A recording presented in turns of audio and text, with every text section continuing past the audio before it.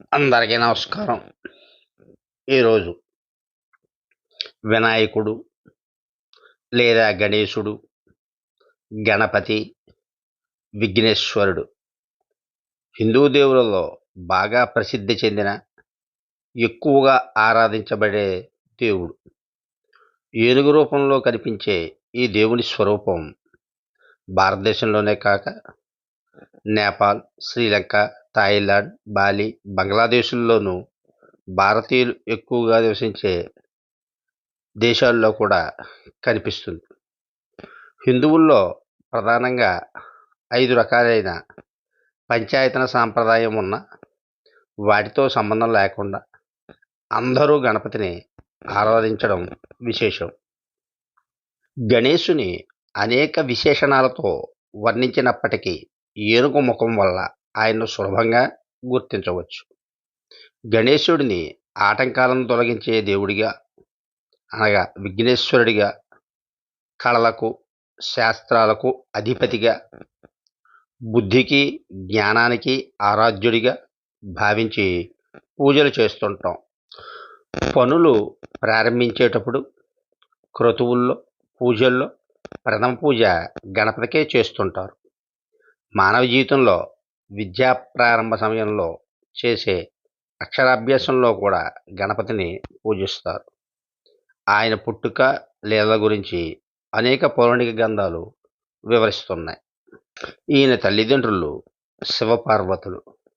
నివాసం కైలాస పర్వతం.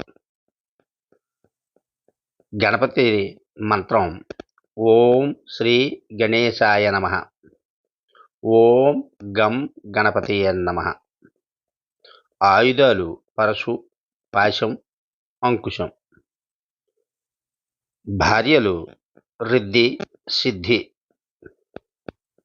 బుద్ధి. తోబుట్టువులు షణ్ముఖుడు, అశోక సుందరి. పిల్లలు శుభ, లహబ, సంతోషిమాత. ఈయన వాహనం ఎలుక. ఈయన గురించి చెప్పే పాఠ్య గ్రంథాలు గణేశ పురాణం, ముద్గల పురాణం, గణపతి, అథర్వవేదం. గణపతి అథర్వశీర్షం. పండుగలు వినాయక చవితి, వినాయక జయంతి, సంకటహర చతుర్థి. గణాధిపత్యంలో వినాయకుడు సర్వోత్కృష్టమైన దేవుడు. వినాయకుడికి అనేక పేర్లున్నాయి. గణపతి, గణేశ్వరుడు, విఘ్నేశ్వరుడు, లంబోదరుడు మొదలైనవి. శ్రీ అనే గౌరవవాచకాన్ని ఈ పేర్ల ముందు వాడుతుంటాం. గణం అంటే ఒక సమూహం. పతి లేదా ఈశ అంటే యజమాని, నాయకుడని అర్థం. ఇక్కడ గణాలు అంటే గణేశుడి తండ్రి అయిన శివుడి సైన్యాలు.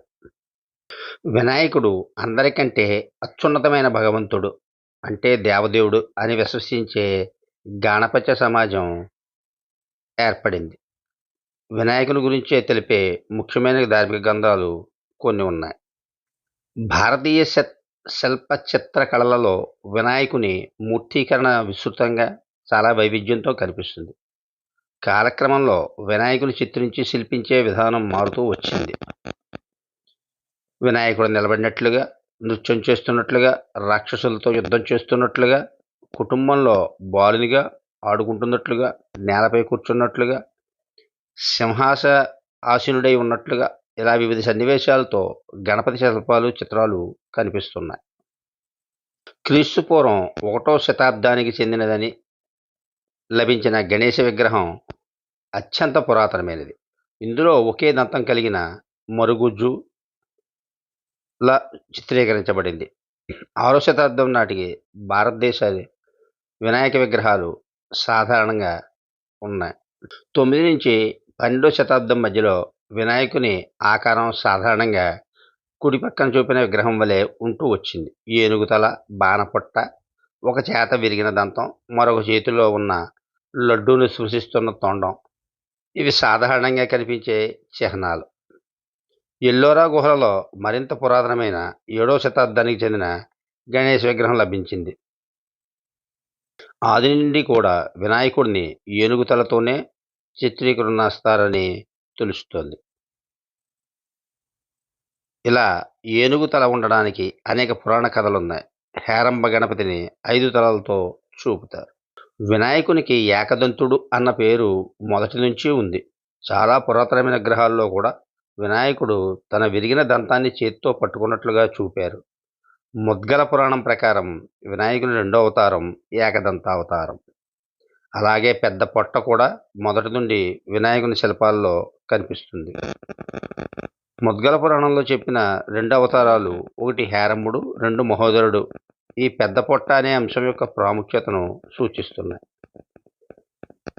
ఇది భూత భవిష్యత్ వర్తమాన కాలాలకు చెందిన సకల జగత్తు తన ఉదరంలో ఉంచుకున్నందున అతనికి లంబోదరుడు అనే పేరు వచ్చిందని బ్రహ్మాండ పురాణంలో ఉంది. వినాయకుని 2 చేతుల నుండి 16 చేతుల వరకు చూపుతారు. సాధారణంగా 4 చేతులతో శిల్పాలు, చిత్రాలు చేస్తారు. పురాతనమైన విగ్రహాల్లో మాత్రం 2 చేతులతోనే చూపారు. గణేశ పురాణం ప్రకారం వినాయకుడు వాసుకిని తన కంఠానికి చుట్టుకున్నాడు. మరికొన్ని మూర్తుల్లో పాము యజ్ఞోపవీతంగా కూడా చూపబడింది. అంతేకాకుండా పాము ఉదరాభరణంగా, మొలతాడులాగా చేతిలో ఉన్నట్లుగా, కాళ్ళ వద్ద చుట్టుకుని ఉన్నట్లుగా, సింహాసనంగా ఇలాగ అనేక విధాలుగా కూడా చూపబడ్డాయి. వినాయకుడి నుదురు మీద తిలకం కొన్నిసార్లు 3వ నేత్రం చూపుతారు. గణేశుని పురాణం ప్రకారం వినాయకుని తల మీద తిలక చిహ్నం చంద్రవంక ఉంటాయి. ముఖ్యంగా బాలచంద్ర వినాయకుడు అనే రూపంలో చంద్రవంకను చూపుతారు. వినాయకుని వివిధ రూపాలకు వివిధ వర్ణాలు ఆపాదించబడ్డాయి. వీటిని గురించి శ్రీ తత్వనిధి అనే శిల్ప గ్రంథంలో చెప్పబడింది. ఉదాహరణకు ఏరంబ గణపతిని, రుణమోచన గణపతిని తెలుపు రంగులోను, ఏకదంత గణపతిని నీలి రంగులోను, దుర్గా గణపతిని బంగారు వర్ణంలోను, సృష్టి గణపతిని ఎరుపు రంగులోను చూపుతారు. ఎలుక వాహనం సంకేతాన్ని అనేక విధాలుగా వివరిస్తారు. ఎలుక తామరస ప్రవృత్తికి చిహ్నం కనుక కామక్రోధాలను అణగదొక్కడం అనగా ఎలుకపై స్వారీ చేయటం. పంటలకు హాని కలిగించే ఎలుకను అదుపు చేయటం అనగా విఘ్నాలను నివారించటం అని మరొక వివరణ ఉంది. ఎలుకను ఎక్కినందున వినాయకుడు ఎక్కడికైనా వెళ్ళగలని, అంటే సర్వాంతర్యామి అనే అభిప్రాయం కూడా ఉంది. ముఖ్యంగా హిందూ మతంలో ప్రణవ మంత్రమైన ఓంకారము స్వరూపమే వినాయకుడని అంటారు. వినాయకుడి రూపము ఓంకారంలా ఉంటుందని చెబుతారు. కుండలిని యోగం ప్రకారం షట్చక్రాలలో మొదటిదైన మూలాధార చక్రానికి అధిపతి వినాయకుడు. వినాయకుని ఆకారం గురించి ఎందరో చిత్రకారులు తమ సృజనాత్మకతను ప్రదర్శించారు. వినాయకుని తొండం ఓంకారానికి సంకేతమని చెబుతారు. ఏనుగు తల జ్ఞానానికి, యోగానికి చిహ్నం. మనిషి శరీరము మాయకు, ప్రకృతికి చిహ్నం. చేతిలో పరశువు అజ్ఞానమును ఖండించడానికి సంకేతం. చేతిలో పాశము విఘ్నాలు కట్టిపడివేసే సాధనం. విరిగిన దంతం త్యాగానికి చిహ్నం. మాల జ్ఞాన సముపార్జన. పెద్ద చెవులు మొక్కులు వినే కరుణామయుడు. పొట్టపై నాగబంధము శక్తికి, కుండలినికి సంకేతం. ఎలుక వాహనం జ్ఞానికి అన్ని జీవుల పట్ల స్వభావం ఉండాలి అని చెబుతుంది. ముఖ్యంగా వినాయకుని జననం, ఏనుగు తల రావడానికి కారణం అనే విశేషాలు తెలియజేస్తారు. వినాయకుని జననం గురించి సర్వసాధారణమైన కథ వినాయక చవితి వ్రతంలో మనం చదివేదే. గజాసురుడు అనే రాక్షసుడు శివభక్తుడు. శివుని తన శరీరంలో దాచుకున్నాడు. కానీ విష్ణువుకి ఇచ్చిన మాట ప్రకారం తన శిరస్సును లోకపూజ్యం చేయమని కోరి మరణించాడు. కైలాసంలో శివుని రాకకు ఎదురు చూసే పార్వతి పిండితో ఒక బాలుని బొమ్మ చేసి ప్రాణం పోసింది. తను స్నానానికి పోయినప్పుడు ఆ బాలుని వాకిలి వద్ద కాపలా ఉంచింది. ఆ బాలుడు ద్వారం దగ్గర శివుని అడ్డుకున్నాడు. కోపించిన శివుడు బాలుని తల తెగవేశాడు. విషయం తెలుసుకొని పార్వతి హతాశురాలైంది. అప్పుడు శివుడు గజాసురుని శిరస్సును అమర్చి తన కొడుకుని తిరిగి బ్రతికించాడు. గణపతిగా నియమించాడు. బ్రహ్మ వైవర్త పురాణంలోని ఇంకొక కథ ఉంది. శివుని ఉపదేశం ప్రకారం పార్వతి విష్ణువును పూజించి పుణ్యక వ్రతం ఆచరించి కొడుకును కన్నది. ఆ బాలుని జన్మ వేడుకలలో బ్రహ్మాది దేవతలంతా వచ్చి ఆశీర్వదించారు. కానీ శనీశ్వరుడు మాత్రం ఆ బాలుని వైపు చూడలేదు. తన దృష్టి వల్ల హాని జరుగుతుందనే భయంతో కానీ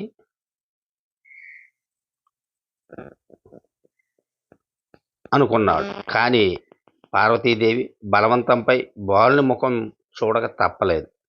అప్పుడు ఆ బిడ్డ తల పగిలిపోయింది. దేవతలంతా చింతించగా విష్ణువు పుష్పభద్రాద్రి నదీ తీరం నుంచి ఒక గున్న ఏనుగు తల తెచ్చి అతికించి ఆ బాలుని పునరుజ్జీవితం చేశాడని ఒక కథ. మరొక కథ ప్రకారం, అంటే వరాహ పురాణం ప్రకారం, శివుని నవ్వు నుండి వినాయకుడు జన్మించాడు. అయితే వినాయకుని అందం చాలా ఎక్కువ కావటం వల్ల దిష్టి తగులుతుండకుండా శివుడు అతనికి ఏనుగు తల, బాణపొట్ట ఉండేలా చేశాడని అంటారు. గణాధిపత్యం, చంద్రుని నవ్వు, పార్వతి శాపం గురించి తెలియజేస్తారు. వినాయక వ్రతకల్ప విధానంలో వినాయకునికి గణాధిపత్యం ఎలా లభించింది, గణపతిని చూసి నవ్విన చంద్రుడు పార్వతీదేవి శాపానికి ఎలా గురయ్యాడు విషయం చెబుతారు. గణాధిపతి స్థానానికి వినాయకుడు, కుమారస్వామి పోటీ పడ్డారు. శివుడు ఇరువురికి పోటీ పెట్టినాడు. మీలో ఎవరు ముల్లోకాలలోని పవిత్ర నదీ స్నానాలు చేసి ముందుగా నా వద్దకు వచ్చెదరో వారికి ఈ ఆధిపత్యం లభిస్తుంది అని చెప్పాడు.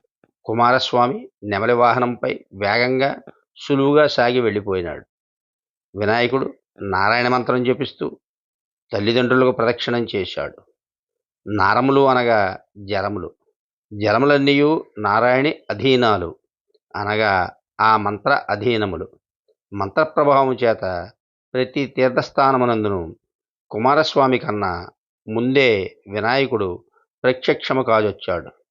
వినాయకునికి ఆధిపత్యం లభించింది.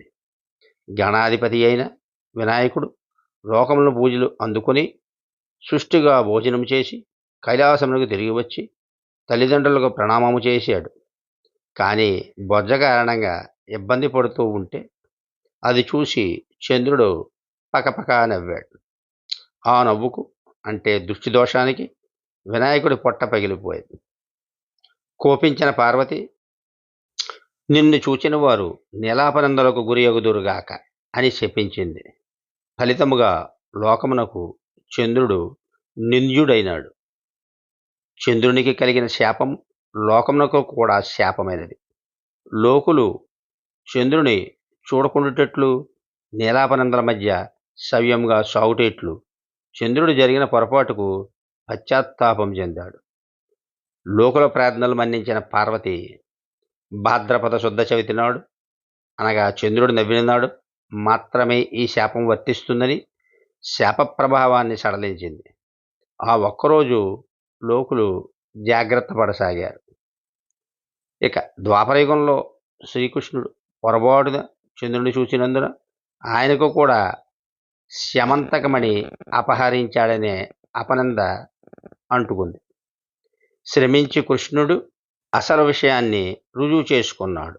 కానీ శక్తిహీనులైన సామాన్యులకు ఇది ఎలా సాధ్యం? ప్రజల విన్నపాన్ని మన్నించి కృష్ణుడు భాద్రపద శుద్ధ చవితి నాడు వినాయకుని పూజించి ఈ కథ విని అక్షతల తలపై ధరిస్తే ఈ శాపదోషం అంటదని ఉపాయాన్ని అనుగ్రహించాడు. సిద్ధి బుద్ధి. వినాయకునకు సిద్ధి బుద్ధి అనేవారి భార్యలు కనుకనే వినాయకుడు ఉన్న చోట సకల కార్యాలు సిద్ధిస్తాయి, జ్ఞానం వికసిస్తుంది. ఇక కొరతేమున్నది? అందువలన ఏ పనైనా, పూజ అయినా, పెళ్ళైనా, గృహప్రవేశమైన, ప్రారంభోత్సవమైన, రచనారంభమైన, పరీక్షలైన, ఉద్యోగానికైనా వినాయకుని పూజతోనే మొదలవుతుంది. ముఖ్యంగా జ్యోతిష్యులకు, రచయితలకు వినాయకుడు నిత్యారాధ్య దేవుడు. ఇక కాకి రూపంలో గణపతి. అగస్త్య మహర్షి ఒకసారి కోపించి కావేరీ నదీ జలాలను తన కమండలంలో బంధించి వేశాడు. ప్రజల ఇబ్బంది గమనించిన ఇంద్రుడు ప్రార్థించగా అప్పుడు వినాయకుడు కాకి రూపంలో వెళ్ళి నీటిని త్రాగుతున్నట్లు నటిస్తూ ఆ కమండలాన్ని దొర్లించి ఎగిరిపోయాడు. మళ్ళీ కావేరీ నది మామూలుగా ప్రవహించసాగింది. తన తొందరపాటును తెలుసుకుని అగస్త్యుడు వినాయకుని స్తుతించాడు. భూకైలాస్ కథ. ఇది నా చిన్నప్పుడు మా రామాలయం గుడి వద్ద వినాయక చవితి సంబరాలు జరిగినప్పుడు చాలాసార్లు ఈ నాటకాన్ని చూడడం జరిగింది. అర్థమైనా కాకపోయినా పూర్తి నాటకాన్ని దర్శించేవాడిని. ఈ కథ ఎంతో ప్రాశస్త్యం చెందింది. ఇది తెలుగునాట ప్రసిద్ధి చెందిన నాటకం. ఒకసారి రావణుడు శివుని మెప్పించి ఆయన ఆత్మలింగాన్ని కోరాడు. శంకరుడే లింగరూపుడై రావణుని చేతికి వచ్చాడు. కానీ ఎక్కడ నేల మీద పెడితే అక్కడ ప్రతిష్ఠితమవుతుందని చెప్పాడు. సంధ్యావందన సమయం అయినందున రావణుడు ఆ లింగాన్ని ఎక్కడ ఉంచాలో ఆలోచిస్తూ ఉండగా అక్కడికి వినాయకుడు బాలబ్రహ్మచారి రూపంలో వస్తాడు. రావణుడు శివలింగాన్ని పట్టుకోమని కోరాడు. కానీ ఆయన నేను నీ అంత బలవంతుని కాను, మోయలేకపోతున్నప్పుడు 3 సార్లు పిలుస్తాను, నువ్వు రాకుంటే కింద పెట్టేస్తాను అని షరతు విధించి ఆత్మలింగాన్ని తీసుకున్నాడు. నిష్ఠాగరిష్ఠుడైన రావణుడు సంధ్యావందనం మధ్యలో 3 సార్లు పిలిచిన సమయానికి రావణుడు రాలేకపోయాడు. బరువు మోయలేని వాని వలె గణపతి ఆత్మలింగాన్ని నేల మీద పెట్టేస్తాడు. ఈ విధంగా పెట్టిన ప్రదేశమే ఇప్పుడు ఉన్న గోకర్ణ పుణ్యక్షేత్రం. రావణాసురుడు అప్పుడు ఆత్మలింగాన్ని పెకిలించడానికి ప్రయత్నిస్తే 5 భాగాలుగా విడిపోయి సముద్ర తీరంలోని 5 చోట్ల పడితే ఆ 5 కూడా పుణ్యక్షేత్రాలుగా వెలిశాయి. ఆ క్షేత్రాలలో ఒకటి కర్ణాటకలో ఉన్న మురుడేశ్వర స్వామి. అతి ముఖ్యమైన విషయం, మహాభారతానికి వ్రాయసకాడు అంటే మహాభారతాన్ని రచించిన వాడు. వేదాలను విభజించిన వేదవ్యాసుడు పంచమ వేదమైన మహాభారతాన్ని వ్రాయడానికి సంకల్పించాడు. తాను చెప్తూ ఉంటే వ్రాయగల సమర్థుని కోసం గణపతిని ప్రార్థించాడు. గణపతి ఒక నియమాన్ని విధించాడు. వ్యాసుడు ఎక్కడా ఆపకుండా చెప్పాలి. ఒప్పుకున్న వ్యాసుడు కూడా ఒక నియమం విధించాడు. తాను చెప్పిన దాన్ని పూర్తిగా అర్థం చేసుకునే గణపతి వ్రాయాలి. అలా ఒప్పందం ప్రకారం భారత కథా రచన సాగింది. తన దంతాన్నే గంటంగా మార్చి గణపతి రచించాడు. అంతటి మహానుభావుల సమర్పణ కనుకనే మహాభారతం అనన్య మహాకావ్యమైంది. అనేక ధార్మిక లౌకిక కార్యక్రమాల్లో వినాయకుని పూజించడం సర్వసాధారణం. ఏదైనా పూజ లేదా వ్రతం చేసేటప్పుడు ముందుగా వినాయకుని పూజిస్తారు. కనుకనే ఆయనని ప్రథమ పూజ్యుడు అంటారు.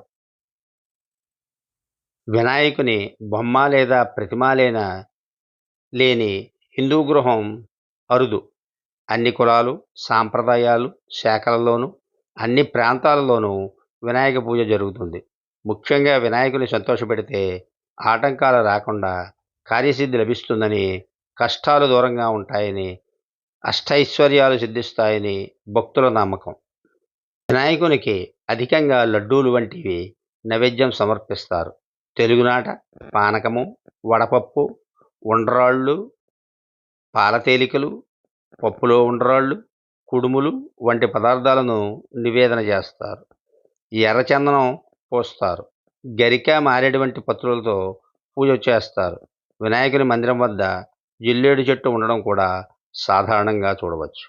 ఈ నెల 27వ తేదీన వినాయక చవితి సందర్భానుసారంగా మరి అన్ని గ్రామాల్లోనూ పందిళ్ళని ఏర్పాటు చేస్తారు. 9 రోజుల పాటు ఉత్సవాలు నిర్వహిస్తారు. 10వ రోజు నాడు గణనాథుని సమీపంలో ఉన్న నదుల్లో కానీ కాలువల్లో కానీ నిమజ్జనం చేస్తారు. వినాయకుని ముఖ్యంగా 3 పండుగలు చేస్తాం. భాద్రపద శుద్ధ చతుర్థి నాడు అంటే ఆగస్టు కానీ సెప్టెంబర్ నెలలో కానీ వచ్చే వినాయక చవితి. మాఘ కృష్ణ చతుర్దశి నాడు అనగా జనవరిలో కానీ ఫిబ్రవరి నెలలో కానీ వచ్చే వినాయక జయంతి. ఇక మూడవది ప్రతి చాంద్రమాసంలో వచ్చే వినాయకుడి ఉత్సవం సంకటహర చతుర్థి. భాద్రపద శుద్ధ చతుర్థి నాడు వచ్చే వినాయక చవితి దాదాపు దేశమంతటా పెద్ద ఎత్తున నిర్వహించబడుతుంది. ఈ పండుగల్లో జరిగే ముఖ్యాంశాలు: మట్టితో చేసిన వినాయకుని ప్రతిమ ఇంటింటా పాలవెల్లి క్రింద మండపంలో ప్రతిష్ఠించి అనేక రకాల పత్రితో పూలతోనూ పూజ చేస్తారు. లడ్డూలు, పానకం, వడపప్పు, ఉండ్రాళ్ళు, పాలతేలికలు, కుడుములు వంటి పదార్థాలను నివేదిస్తారు. వీధి వీధిన గణపతి ప్రతిష్ఠ సామూహిక ఆధ్యాత్మిక సాంస్కృతిక కార్యక్రమాలతో నిర్వహిస్తారు. 9 రోజుల ఉత్సవాల తర్వాత 10వ రోజున ఉత్సవ విగ్రహాలను నిమజ్జనం చేస్తారు. ఈ విధంగా ఈ పండుగ కుటుంబ పరిధిలోనూ సమాజపరంగా కూడా జరుపుకుంటుంది. అంతకుముందు ఇంటి పూజకే పరిమితమైన పూజా విధానం వివిధ వర్ణాల మధ్య సుహృద్భావాన్ని పెంచడానికి, జాతీయ భావాన్ని ప్రోత్సహించడానికి ఈ వినాయక ఉత్సవాలు ఉపయోగపడతాయని అంటారు. దేశంలో కొన్ని మందిరాలు ప్రధానంగా వినాయకుని మందిరాలుగా ఉంటాయి. ముఖ్యంగా కాణిపాక వినాయక స్వామి. కాణిపాకంలో కొలువుతీరిన వినాయకునికి వేల సంవత్సరాల నాటి చరిత్ర ఉంది. స్వామి అప్పటి నుండి ఇప్పటి వరకు సర్వాంగ సమేతంగా పెరుగుతుంటారు అనడానికి ఎన్నో నిదర్శనలున్నాయని, స్వామివారికి 50 సంవత్సరాల క్రితం ఉండే వెండి కవచం ప్రస్తుతం సరిపోవటం లేదని చెబుతారు. భక్తులను బ్రోచే స్వామిని వరసిద్ధ వినాయకునిగా భక్తులు పూజిస్తారు. స్వామివారి విగ్రహం నీటిలో కొద్దిగా మునిగి ఉంటుంది. ఇక మా గ్రామానికి దగ్గరలో ఉన్న అయినవెల్లి వినాయక స్వామి ఎంతో ప్రసిద్ధి చెందింది. ఇక ప్రార్థనల్లో ముఖ్యమైన ప్రార్థన: శుక్లాంబరధరం విష్ణుం శశివర్ణం చతుర్భుజం ప్రసన్నవదనం ధ్యాయేత్ సర్వ విఘ్నోపశాంతయే అని ప్రార్థిస్తూ ఉంటాం. దీని భావం తెల్లని వస్త్రాలు ధరించినవాడు, అంతటా వ్యాపించి ఉన్నవాడు, చంద్రునిలా తెల్లలేని శరీర వర్ణం కలవాడు, 4 చేతులు గలవాడు, అనుగ్రహ దృష్టితోటి ముఖం కలవాడు అయిన వినాయకుని అన్ని అడ్డంకులు నివారించుటకే ధ్యానిస్తున్నాను.